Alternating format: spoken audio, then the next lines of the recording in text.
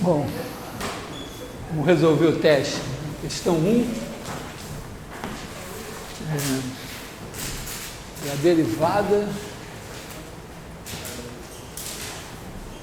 do cosseno de x2 mais 1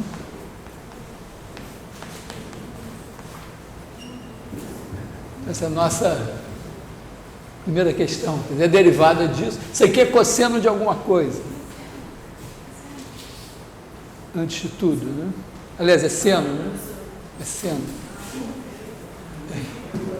Antes de tudo é o seno de alguma coisa. Então a derivada é o cosseno da coisa, no caso é x2 mais 1 sobre x menos 1, vezes a derivada da coisa. A coisa é um quociente. Então eu tenho a fórmula. Então esse daqui é como se fosse UV, quer dizer, esse vezes a derivada desse. Então x menos 1 vezes 2x, que é a derivada desse, menos esse vezes a derivada desse. x2 mais 1, a derivada de x menos 1 é 1, sobre o denominador ao quadrado. Então, corresponde, se não me engano, a uma das respostas, né? Mas também é verdade que isso não está definido para x igual a 1. Então, temos duas respostas certas. Alguma dúvida?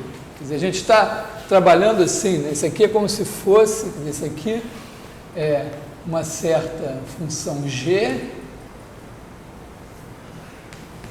de u sobre v. Então a gente vai derivar, isso vai me dar g' de u sobre v vezes a derivada de u sobre v.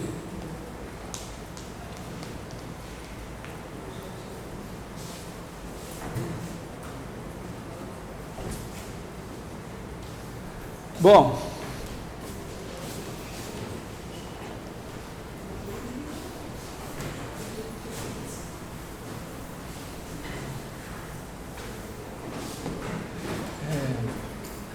a questão 2,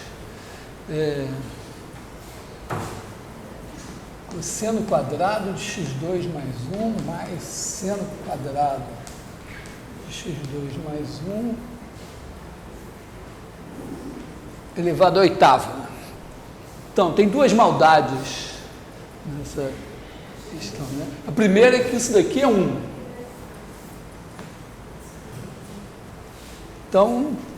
Então a derivada é nula.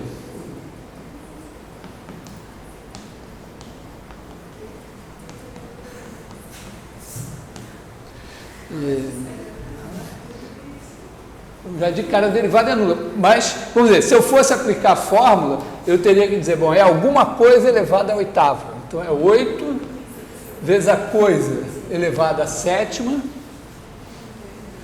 vezes a derivada da coisa. A derivada da coisa é uma soma. Então, derivada da primeira mais a derivada da segunda. Então, essa daqui é alguma coisa ao quadrado. Então, 2 vezes a coisa vezes a derivada da coisa. A derivada da coisa, que está elevada ao quadrado, é cosseno de alguma coisa. Então, a derivada do cosseno de alguma coisa é menos seno dessa alguma coisa. Vezes a derivada da coisa. 2x. Bom, isso acabou essa daqui. Mais, agora esse aqui é exatamente igual, né? 2 vezes, vou botar aqui. 2 vezes o seno de x2 mais 1, vezes a derivada do seno, que é o cosseno de x2 mais 1, vezes o 2x. Aqui, repetindo, né, que é cosseno quadrado de x2 mais 1, mais seno quadrado de x2 mais 1. observa que isso que está aqui dentro é zero. Né? Quer dizer, isso não é incompatível com a derivada ser nula. Mas tem uma maldade. Nenhuma das respostas que aparece é isso aqui. Quer dizer, a que chega mais perto omite esse 2x. Né? Só que mesmo sem o 2x, isso dá zero. Quer dizer, é uma situação que às vezes acontece que você erra, mas acha o resultado certo.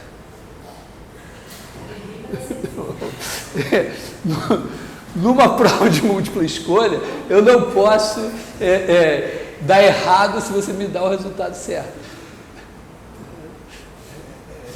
Então, a rigor você tem que...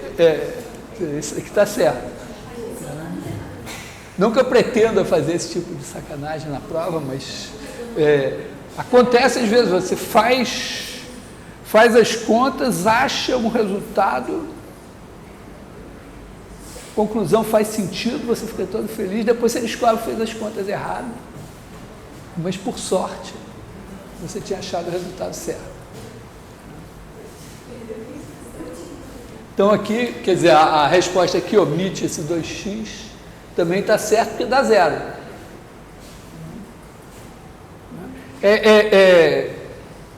Vamos dizer, situação semelhante, mas se eu perguntar para vocês assim,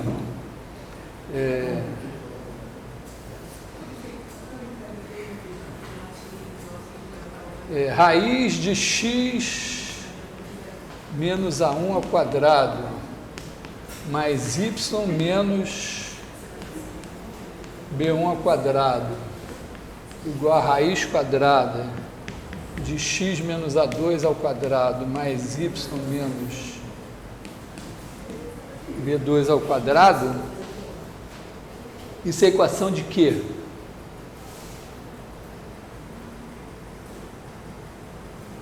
Dando assim, né? Sei lá. Mas se você pensar num plano, né, você tem aqui o ponto A1, B1, o ponto A2, B2 e o ponto XY. Isso aqui está dizendo que o ponto XY, isso aqui é a distância de XY A1, B1 e essa é a distância de XY A2, B2. Portanto, isso aqui é a reta mediatriz. Embora eu sei que uma equação de reta é a x mais by mais c igual a zero, mas ela pode vir disfarçada de uma maneira simples.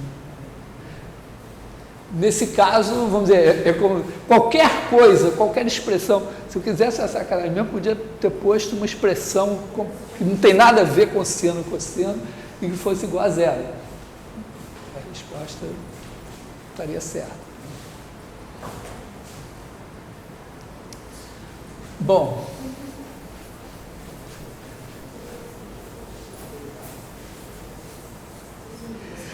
questão 3.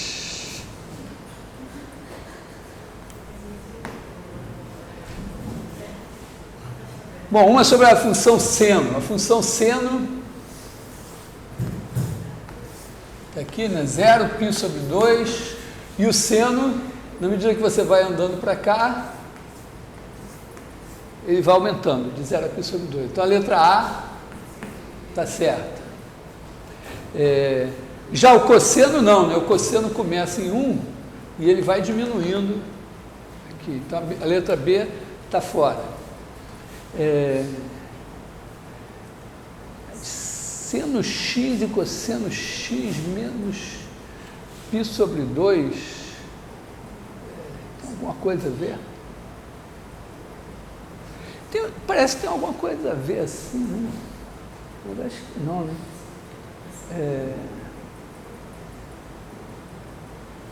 Seno x dá isso aqui. O cosseno x menos π sobre 2, se você, vamos dizer, pegar esse tamanho x, menos, aliás, esse tamanho x, fizer menos π sobre 2, dá isso aqui, né?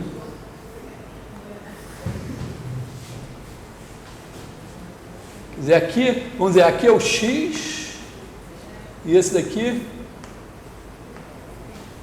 é o seno x. Quer dizer, eu marquei o ângulo x aqui, comprimento. Isso aqui está entendido que é um círculo de raio 1, né? Então, esse comprimento x aqui de arco, aqui é o seno x. Se eu fizer x menos π sobre 2, é a mesma coisa que eu vi até menos π sobre 2, somar x aqui. E o cosseno dá igual, né? A gente pode até, vamos dizer, a gente tem uma mente algébrica assim, a gente pode dizer, bom, o que é cosseno de x menos π sobre 2? Tem uma fórmula lá que eu também não entendo muito esse negócio de seno, cosseno, essa figura aqui, mas no princípio você tem que olhar para a figura e ver, né? Porque aqui quando você avança a partir de menos π sobre 2, o seu cosseno faz a mesma coisa que o seno quando você avança a partir de zero. Mas se você quiser uma coisa algébrica, vamos dizer, se você não é capaz de entender isso, você também não é capaz de entender a demonstração disso. Mas se você quiser dizer, não, isso aqui eu acredito, né? Isso aqui dá cosseno x vezes o cosseno de menos π sobre 2, menos seno x, seno de menos π sobre 2. O cosseno de menos π sobre 2 é zero. E o seno de menos π sobre 2, esse aqui, é menos 1. Então, isso aqui é igual a seno x, segundo essa fórmula. Eu não gosto muito disso, porque eu acho que é mais fácil entender isso aqui do que entender a demonstração dessa fórmula. Embora eu tenha me esforçado, fiz lá um videozinho, que eu gosto dele. Até faço mágicas e tudo. Bom, então a letra C é verdadeira. Se a C é verdadeira, a D automaticamente é verdadeira, né? Por quê? Porque se você tem seno x menos cosseno de x menos π sobre 2 ao quadrado, e esses dois são iguais, isso aqui é zero. Se é zero, é uma função constante, a derivada é sempre nula.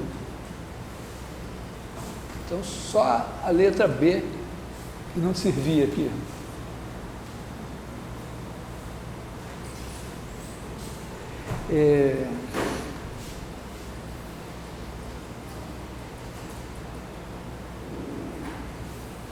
Eu fiquei de costas para você, mas continuo esperando a sua pergunta. Não pensei que eu esqueci, não. Aliás, pode ser um aprendizado. Eu tive um aluno, foi meu bolsista de 20 anos assim, e ele levou muito tempo para tomar coragem para fazer uma pergunta na sala. Então, uma das coisas que você aprende na universidade, às vezes leva tempo para você aprender a fazer a pergunta.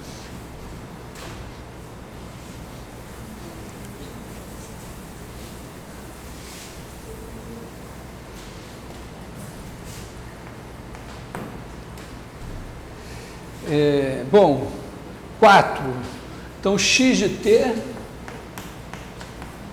igual a 5 cosseno t, y de t igual a 5 seno t. A primeira, quer dizer, se eu fizer x de t ao quadrado mais y de t ao quadrado, dá, isso aqui ao quadrado é 25 cosseno quadrado t mais 25 seno quadrado t, são 25 cosseno quadrado t mais seno quadrado t, e eu sei que o quadrado do cosseno quadrado do seno é 1, então isso é 25.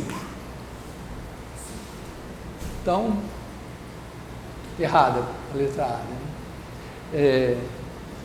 Ainda bem que eu boto essas questões assim, eu errei, eu era para ter posto 25, botei 5.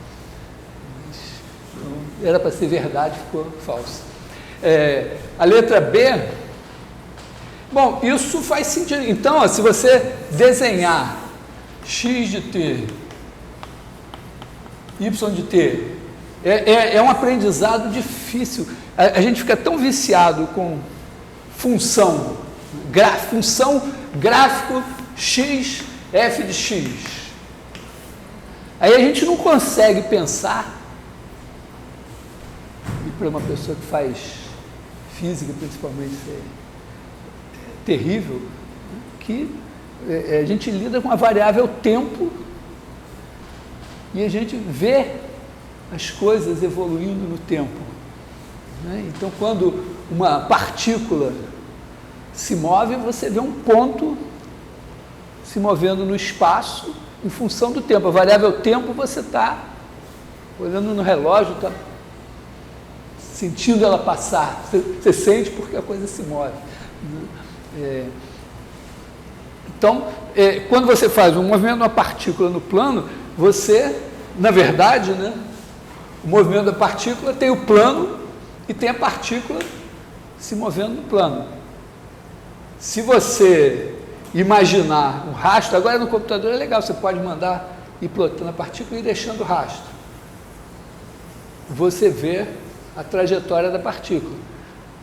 Aqui, quando você coloca num gráfico, você bota x de t, y de t, em cada instante t, quer dizer, como se você dissesse assim, ó, tem um t, posso até marcar aqui um negócio assim, um cursorzinho do tempo, o tempo passando e o ponto andando. Em cada instante você tem aqui o x de t e o y de t.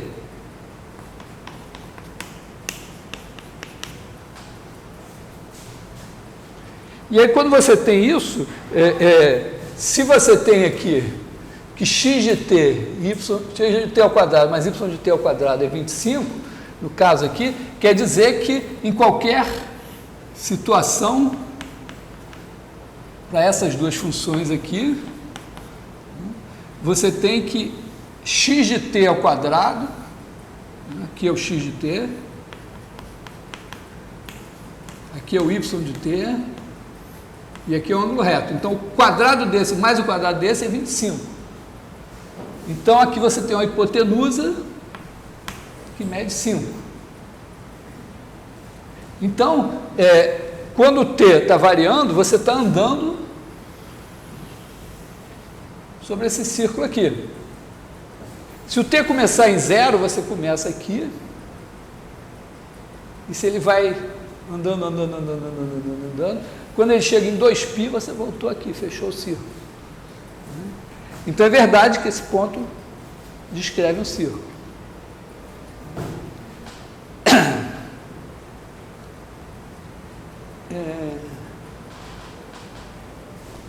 Então, vamos dizer, letra B, tá legal. Agora, na letra C, faz uma afirmação sobre x de t, y' de t, mais y de t, x' de t. Bom, isso aqui, x de t é 5 cosseno t, y' de t é 5 cosseno t também, né? E se eu fizer aqui, ó, y' de t é igual a 5 cosseno t, x' de t é igual a menos 5 seno t.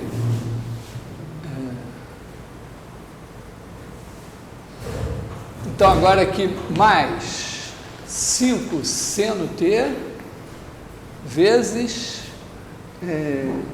x' de t é menos 5 seno t. Então, isso aqui deu 25 cosseno quadrado t menos seno quadrado t. Isso aqui até você pode dizer, bom, isso aqui é o cosseno de 2t. Isso aqui é 25 vezes o cosseno de 2t. Bom, isso não é constante, né? Quando t está variando, o cosseno de 2t está variando. Então, Não é. Mas na letra D, a gente tem x' mais y', que é 5 cosseno t vezes menos 5 seno t, mais 5 seno t, vezes 5 cosseno t, e aí sim, né, isso aqui é igual a zero, sempre igual a zero. Então, constante.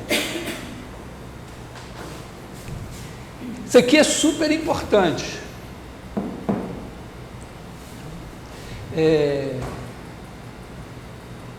Isso é importante porque isso aqui é uma primeira observação, que é a velocidade, porque quando você tem aqui o ponto x de t, y de t, o x' de t, y' de t, esse aqui é o vetor posição, esse aqui é o vetor velocidade. E isso aqui é o produto escalar dos dois. E o fato dele ser zero diz que eles são perpendiculares quando você está andando sobre um círculo. Aliás, é uma coisa muito legal, né? É que se você derivar de novo esse vetor velocidade, você vai ter o vetor aceleração, que vai ser uma coisa assim. E pelo simples fato de você andar sobre um círculo, se você olhar a componente normal da aceleração, ela é sempre, o tamanho dela é sempre o quadrado da velocidade dividido pelo raio. E isso não tem nada a ver com física. É simplesmente uma imposição da geometria à mecânica. Quer dizer, se você descreve um movimento circular, seja ele uniforme ou não, você está andando num círculo de raio R, se você está com a velocidade v, você tem que ter uma aceleração normal, que é v2 sobre r. É obrigatório. Aliás, tem mais do que isso. Quer dizer, se você anda sobre uma curva minimamente razoável, você, para ter uma certa velocidade aqui, tem uma aceleração normal aqui, que é proporcional ao quadrado da velocidade, e isso é imposição geométrica. Eu costumo dizer que em breve os carros inteligentes vão se comunicar com a estrada, e a estrada vai dizer qual é a curvatura, e vai dizer, e o computador de bordo vai calcular a velocidade que você pode fazer aquela curva em função dos seus pneus e tudo, das condições do seu carro. Bom, só uma pausa para os nossos comerciais. Quem fizer mecânica, bom, quem faz física faz mecânica, quem faz engenharia frequentemente faz mecânica. São mecânicas diferentes, mas essas derivadas entram com força aí para fazer velocidade e aceleração. Bom, questão 5.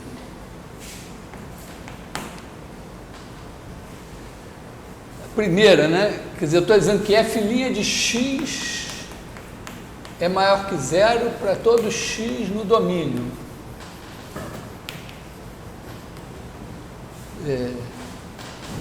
Bom, isso aqui nós já vimos em sala, né? Você pode ter uma função que tem uma falha aqui no domínio e ela pode perfeitamente ter derivada positiva aqui. Então, ela está crescendo aqui.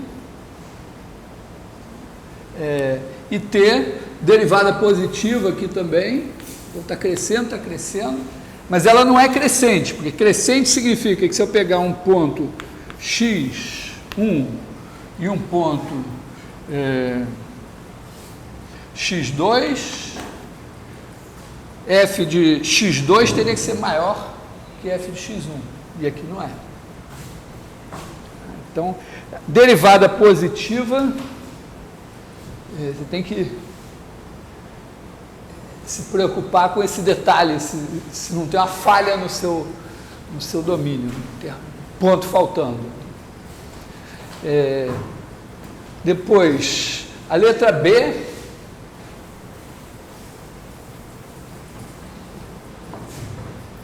dizer que se x menos y vezes f de x menos f de y é sempre maior que zero se x é diferente de y. Bom, o que eu quero saber? Eu quero saber se x menor que y implica f de x menor que f de y. Bom, se x for menor que y, isso aqui é menor que zero. Agora, para isso ser maior que zero, sendo esse menor que zero, então esse aqui terá que ser menor que zero. Que é o mesmo que dizer que f de x é menor que f de y. Então, quer dizer, isso daqui, com essa hipótese, isso daqui implica que x menos y é menor que zero. Sem essa hipótese, isso sempre implica. Agora, com esta hipótese aqui, isso vai implicar que f de x menos f de y é menor que zero. E isso implica nisso daqui. Aqui eu estou usando a hipótese. Tá?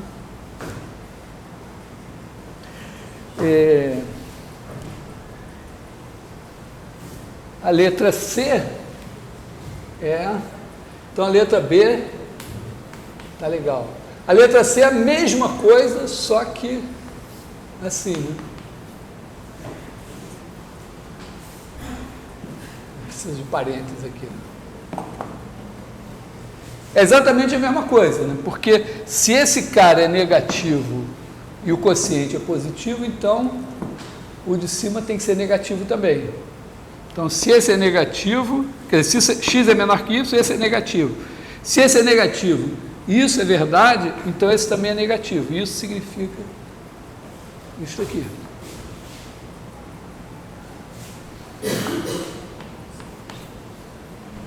Então, letra C, verdadeira. A letra D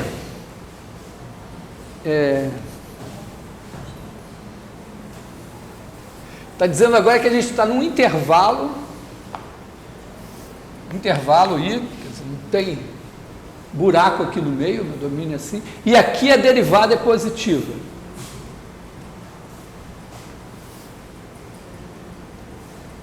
Então, a função é crescente. Olha, não, agora nessa eu acredito. Os matemáticos são sempre meio assim, não, mas eu quero demonstrar. Então, aqui tem a demonstração rigorosa, assim, passa pelo teorema do valor médio. Quer dizer, você dizer assim, ó, se você tem x menor que y aqui, você quer mostrar que f de y, quer dizer, x menor que y, implica f de x menor que f de y, ou, dito de outra maneira, implica que f de x, na verdade você quer dizer o seguinte, que f de x menos f de, vou botar assim, f de y menos f de x sobre y menos x, sempre maior que zero. Tá? Porque aí é dito de outra maneira. Se esse é positivo, então esse é positivo. A gente tem o teorema do valor médio, ele nos diz o seguinte, que tem um ponto aqui, a ideia é que a função tem derivada em todo ponto aqui no meio. Então, se ela tem derivada em todo ponto aqui no meio, tem um ponto aqui, chamar assim ponto C, tal que f' de C é exatamente a inclinação dessa reta. Quer dizer, isso aqui é igual a f de y menos f de x sobre y menos x. Mas isso daqui, na minha hipótese, esse cara é maior que zero. Não importa que eu não saiba quem ele é. Ele está entre x e y.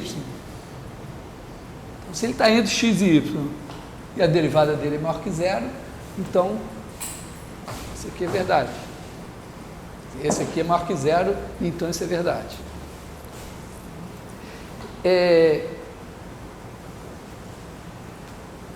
Se falhar, justamente se faltar eu não posso aplicar esse teorema se faltar a derivada aqui em algum ponto. Se eu aqui dissesse, não, mas tem um ponto aqui no meio,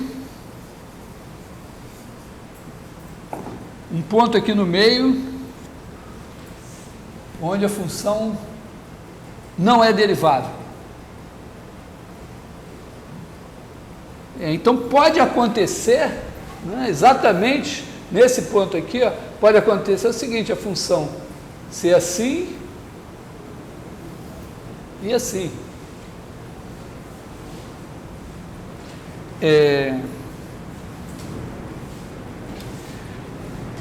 Então, eu não garanto que tenha um ponto aqui em que a derivada é exatamente igual a isso.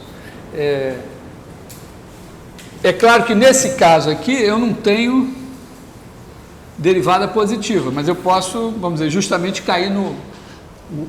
O contra-exemplo já foi no item A. Né? Se não tem derivada aqui, também não precisa ser contínuo. Repare que se fosse contínuo, né? Se eu dissesse, não, tem um ponto aqui em que a função não é derivável, mas ela é contínua em todos os pontos. Então ela tem que, como a derivada é positiva daqui até aqui, então eu teria que ser crescente aqui.